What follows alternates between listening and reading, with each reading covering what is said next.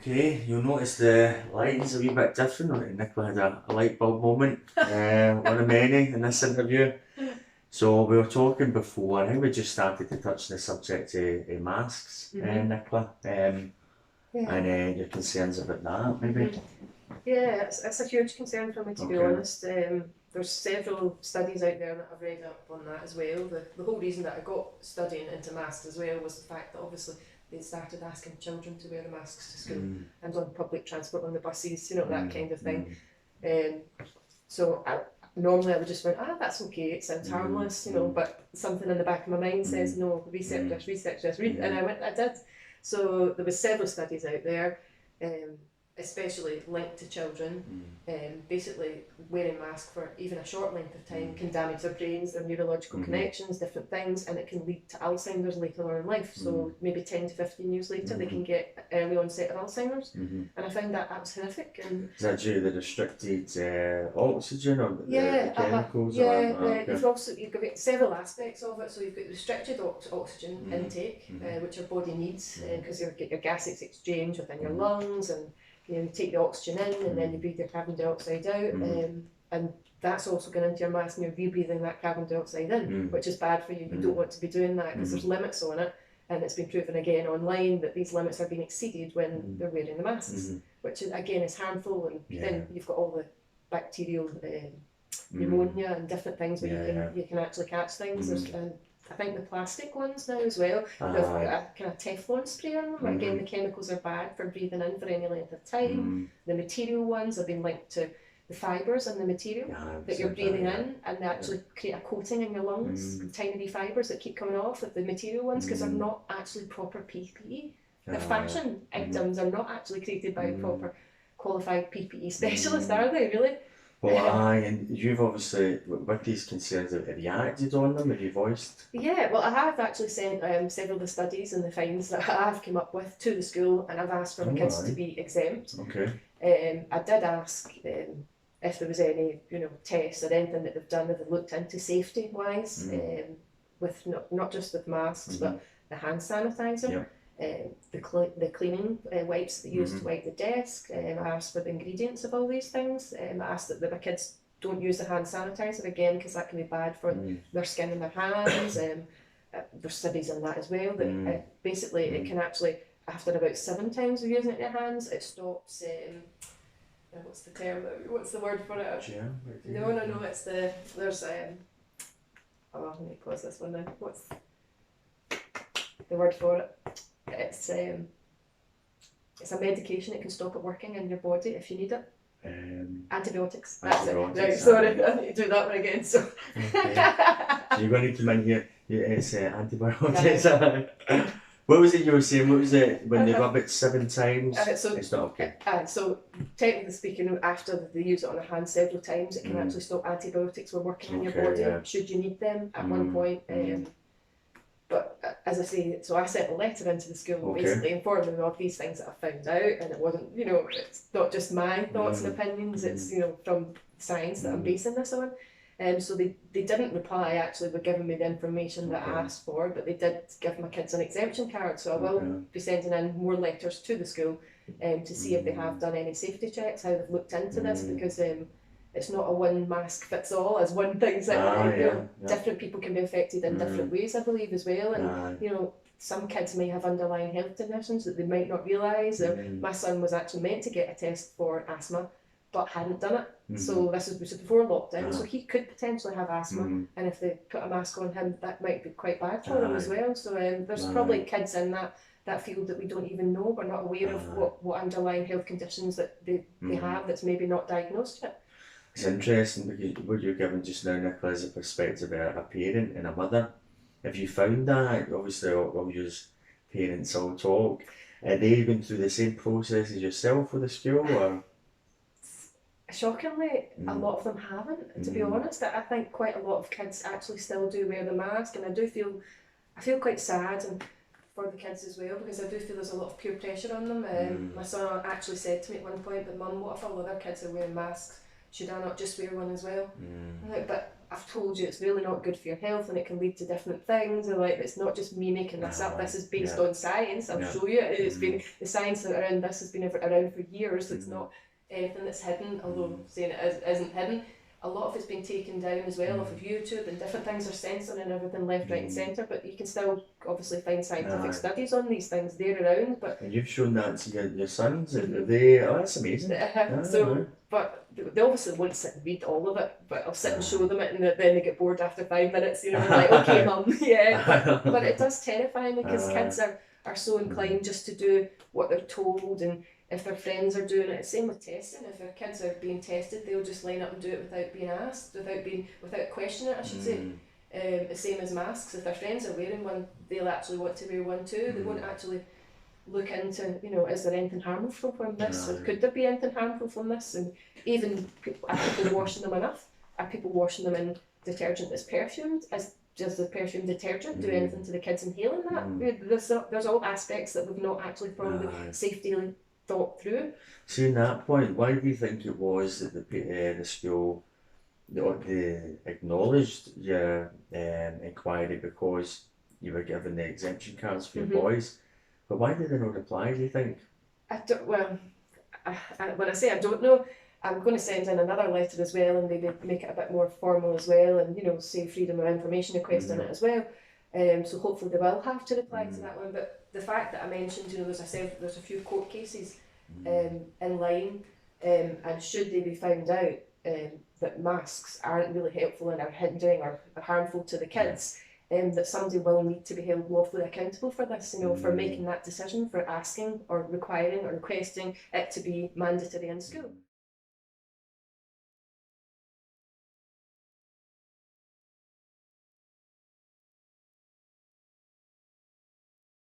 So I believe that either they didn't want to answer that because I was asking for who's responsible for this, who do I hold responsible for it, and maybe they didn't want to answer because they didn't know who was responsible, they didn't want to admit who was responsible. Do they blame it in the government? You know, each school. Sorry.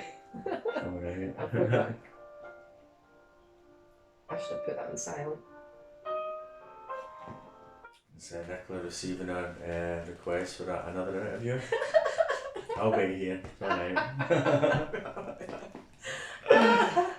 But you said something really interesting there. You said someone, and then you said who's responsible, because it's almost like you hear that phrase personal liability, and I don't know much about that myself. The way I see it is you said who's responsible, maybe the who's responsible, but then it goes through World Health Organization, national governments, local councils, schools, teachers, pupils. It goes through this chain. Who would be? Do you think that? Let's talk about that the concept of personal liability. Is that what you think? Have you looked into this much yourself? Slightly, yes. I have looked into some of it, and obviously it is fed down, and people just carry on and doing what they're told, so to speak, without questioning the narrative. And I find that astonishing as well. Like, at what point do we sit back and say, hold on, is this any good? You know, even down to hand sanitizers, it's bacterial hand gel for a viral thing that they're claiming. Like, we're damaging again. There's tons of pictures of kids online with red inflamed hands that are actually sore, they're in tears, and I just think this is terrible. We're doing this to kids who are healthy, who have not a symptom, nothing wrong with them. I do really feel for them, because I think it's not fair on them. They've done nothing wrong to deserve this. We keep classing them as silly things like super spreaders, asymptomatic. You hear that. Again, the psychology on kids to make them believe that they're potentially this virus-loaded, infested person that could go and kill their grandparents is horrific. I think the psychology behind this is really, really wrong. We need to get out of that mindset. You're right. When I have different conversations I've had, there is an anxiety in young people around this, and of course there is. That's really interesting. And you brought up the subject, the point there about liability, and it's not just in terms of the personal liability for those that are implementing this, regardless of which setting, whether it be a school or a care centre or a doctor's surgery, but the manufacturers themselves. There was a lot of talk about liability a number of months ago. Yeah. You know. Do you mean the manufacturers for PPE or the manufacturers for vaccines? For the we'll do one at a time. Aye. We'll start with the vaccines maybe. Well, that's it. They're not accountable to anybody. If you were vaccine injured, and you did try and claim, I mean, they're immune to it, they've claimed immunity to it, and if you were to go down the road of previously vaccine payouts, who pays it out? It's not the pharmaceutical industry, it's not the government, it's the taxpayers' money that pays out the compensation to people. And if you've got a vaccine injured child who's, I don't know, maybe disabled and autoimmune disease, whatever it may be, how is that money actually going to compensate to look after that child the rest of their life? It doesn't bear to think about sometimes, and you just need to go look at a few of them. There's Gardasil, and some of those girls were made disabled after that, and they're again claiming that the vaccine's safe and effective, and it's clearly not. Aye. And you see as well the compensation that the vaccine companies have paid out over the years. You know? Yeah, that's millions. Yeah. And the flip side of that, as well as when you go into the people who are producing the vaccines, the amount of money that they've racked up in fines and court cases is astronomical as well. It's like millions of pounds. It's horrific. There's different things, different court cases that have come through, down to bribery, corruption, falsifying documents, all these sorts of things. I mean, would we really trust these companies to give a safe and effective vaccine? No. When you really look into it, and you're brought this information forward, you know, throughout the years, Johnson & Johnson's one of them. How many years did they know that they had cancer-causing ingredients in talcum powder that were being used in babies? It's just, are they really looking after our health of our children? It doesn't seem to me like that's what they've been doing. It does seem as if there's that age-old thing of kind of personal interest, kind of financial interest coming in with these pharmaceutical companies, but also in the individuals that are involved at the political level as well. Yeah. They've got links and benefiting from this at times. Yeah, that's a huge one, isn't it? Yes. Chris Valens and individuals like this, Matt Hancock, you know. Yeah, there's a few links there I've got as well that shows that these people have got, you know, thousands, if not millions of pounds worth of shares in different companies, whether it be PPE, whether it be the testing companies that provide the testing, or whether it be the pharmaceutical companies that provide the vaccines. Surely there's conflicts of interest there, which should be alarm bells for anybody. For these people are pushing the narrative, and Matt Hancock, it's been proven twice in court that what he did was unlawful, especially the ones with the doctors, where he tried to take their pensions away if they did anything that was criminal, that is proven to be criminal. And you know, they were changing all the things that classed them as proving to be criminal, and at one point they were trying to say anti-vaxxers are terrorists. I mean, it's crazy. You should be free to have your choice whether you want a vaccine or not. I mean, if you had a vaccine and you'd taken it, that's your choice, and you believe you're safe. But it doesn't stop you from passing it on to me. It doesn't stop you from catching it, but it makes your symptoms perhaps less, they're claiming. So you're protected in a way, but some people believe that they have total immunity. It doesn't none of them claim that you've got total immunity to this, so it just says you get less symptoms, whereas anybody that I know that's actually had the vaccine has called themselves symptoms. So it's just like, but so why somebody that hasn't taken the vaccine is called an anti-vaxxer?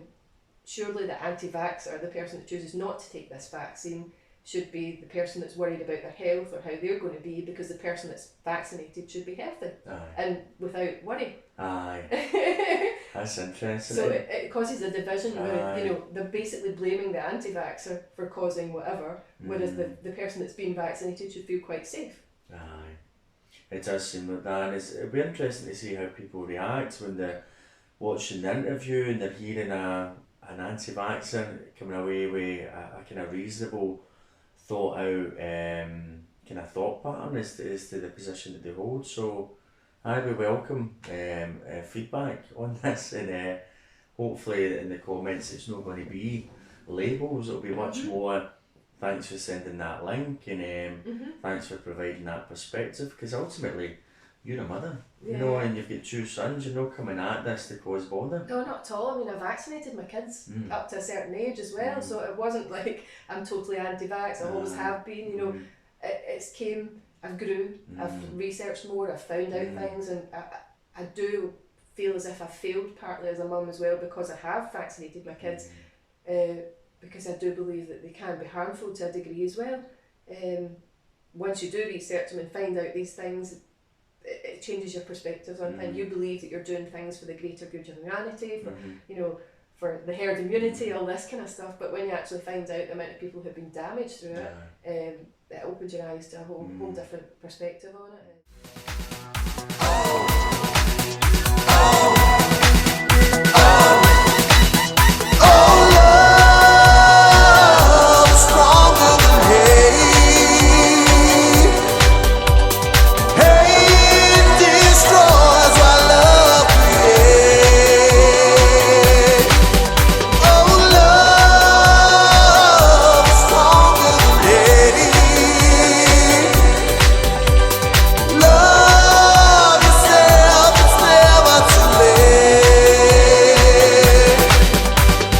Criticize your choices, so don't get mad at mine. Our lives are gift to live, don't cross another's line. If seeing is believing, you might not see it all. It's faith that brings a knowing that you can have it all. So don't mistake my words, the message here is love. Everybody matters, the truth is in the word. Now watch while some get angry, their ego's in control. Try to be more humble, pride comes before a fall.